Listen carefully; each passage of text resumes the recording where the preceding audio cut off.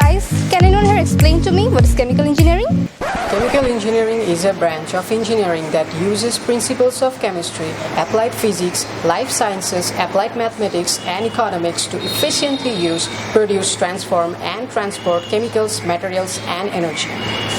Boring. Can you tell that again? I kind of lost you in engineering. Okay. Chemical engineering is, let me tell you, chemical engineering is the engineering of life. Here, let me show you.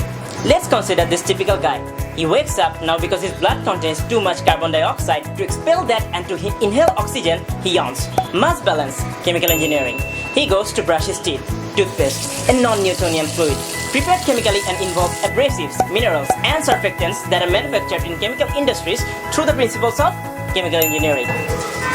Then this guy goes to make coffee. He's heating the water, heat transfer, chemical engineering. And then there's coffee beans, made by leaching, chemical engineering. Milk powder preparation involves spray or freeze dried, casein extraction, conversion of whey into lactose, preparation of cream, etc.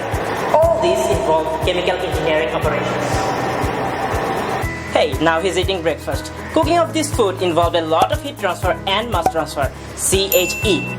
Look at him wearing his washed and dried clothes. Do you know drying is a chemical engineering operation too? And look, he himself is working like a chemical engineer. Hey man, are you a chemical engineering student?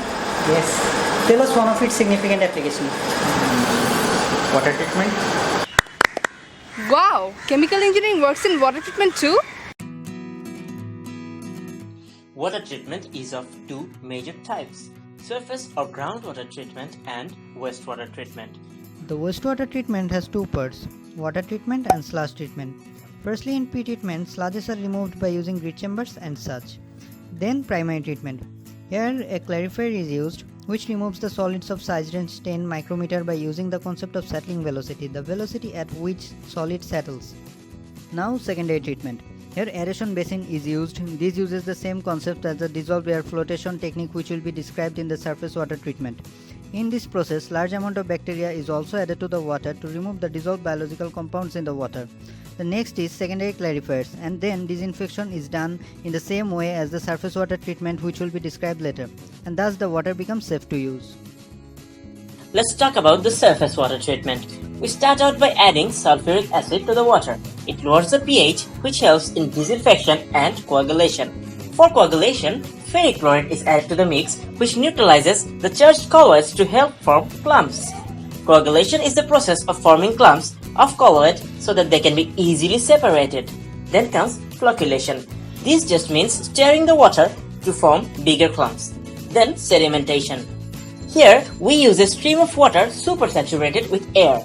This air forms bubbles in the water which takes these clumps out of the water. This part uses basic knowledge of mass transfer as well as chemical engineering thermodynamics. Then this clump-free water is taken to the filtration tanks with biologically activated carbons. They remove any small particles in the water including parasites. Finally, disinfection.